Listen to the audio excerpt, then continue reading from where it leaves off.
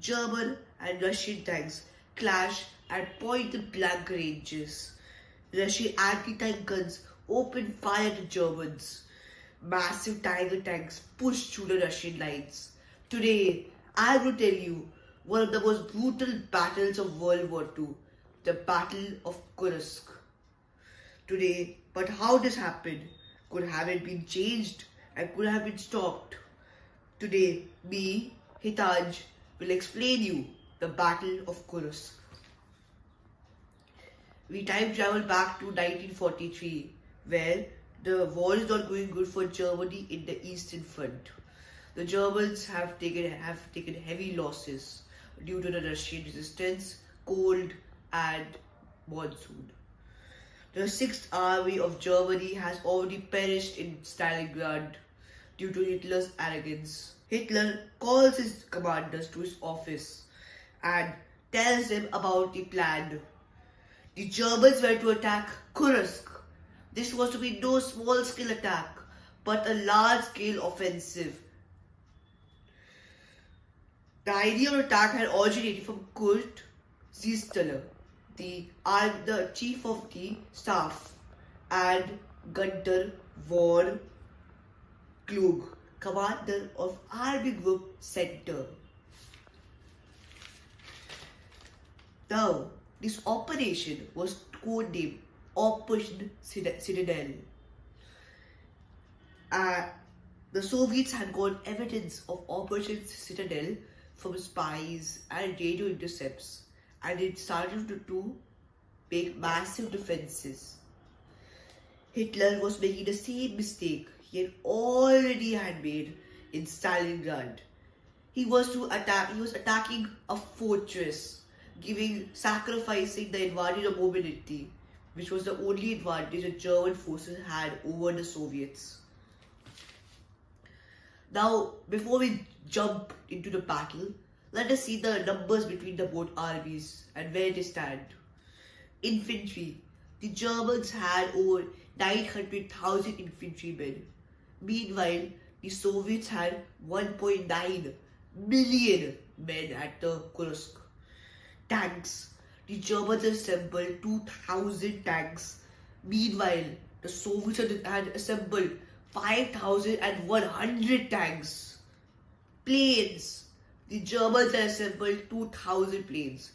Meanwhile, the Soviets had also assembled 2,000 planes. This is the only similarity between the both armies. Cannons.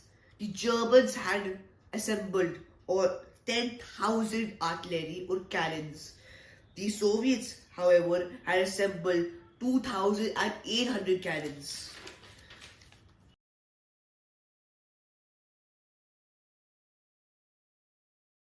The plan of Kursk was that Hermann Horth's Panzer Division was to attack from the south, meanwhile Walter Model's 9th Army was to attack from the north.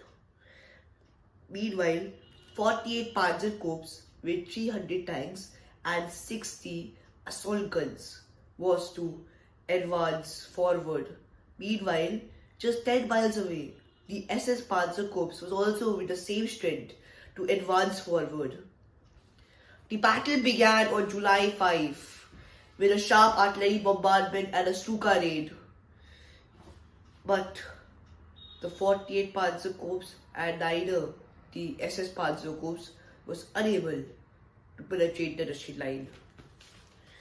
On the north, Hermann's Hot Panzer Division had facing many difficulties, including heavy resistance from the Russians.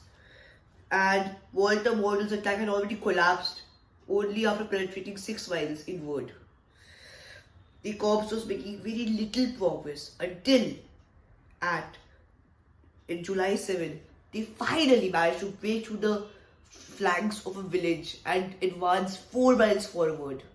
Meanwhile, a battle group had advanced 6 miles and tried to attack Hill 243, which was holding the Germans. But the attack failed. The 3rd Panzer Division tried to swing west to surround the Hill 243, but they encountered more soldiers at the forest and the village. They finally able to capture Hill 243 after bitter engagements and drove the Russians into the forest. It looked like the left flank of the enemy had been demolished. So Gross, the Chisland division commander, ordered his soldiers to advance forward and help Walter Model's attack, which had already collapsed.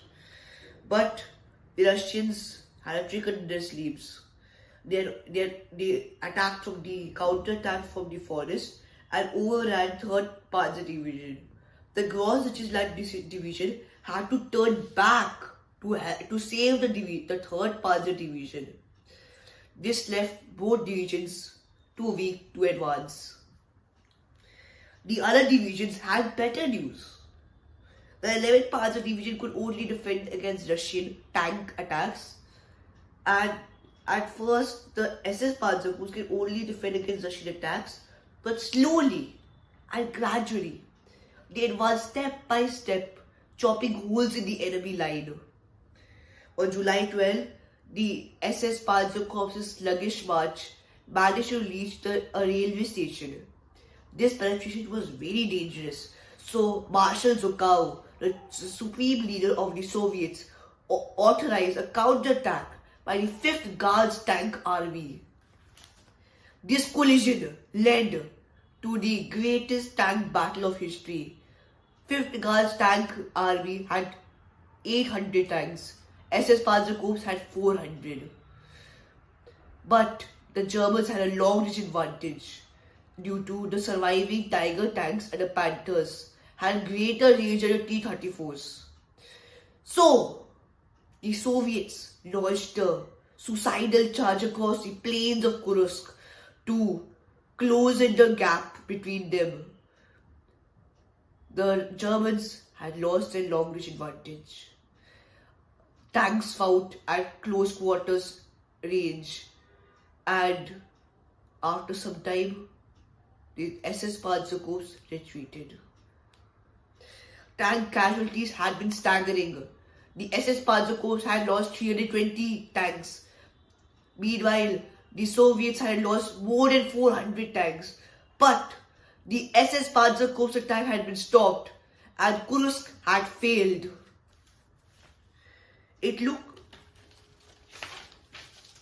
Hitler called an attack because the troops had to be transferred to the Mediterranean because the Western Allied powers had landed on Sicily and began the sluggish march across Italy.